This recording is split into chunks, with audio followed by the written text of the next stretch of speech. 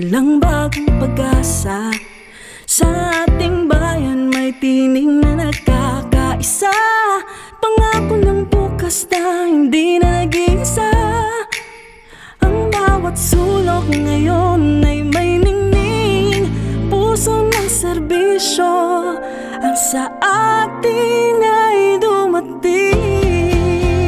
Pasko na ating awitin, liwanag ay atin, isang sulong ng pag-asa. Sa dilim may tanglaw rin, ang tunay na diwa ay pagkabot ng tulong sa bawat Pilipino. Walang naiiwan, walang nalulungkot.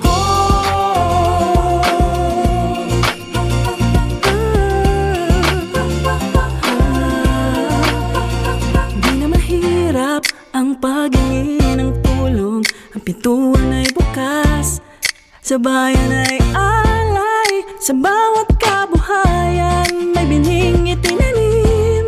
Basta't magkasama, mag-aaral ang bawat araw, nagkapaglingkod na tapat sa ngalan ng masa.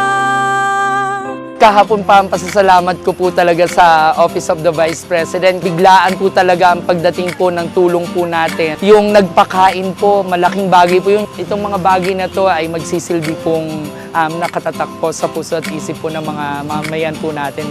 Sana di lang kami matulungan kung sa lahat ng mga tao nangangailangan. Sana di kayo magbabago. Salamat po sa ibinigay niyo sa amin. Tinatanggap po namin ang mga ito ng bukal sa loob. At ang lahat po ng ibinigay niyo sa amin ay aming iingatan. Nawa ay pagpalain kayo ng Diyos.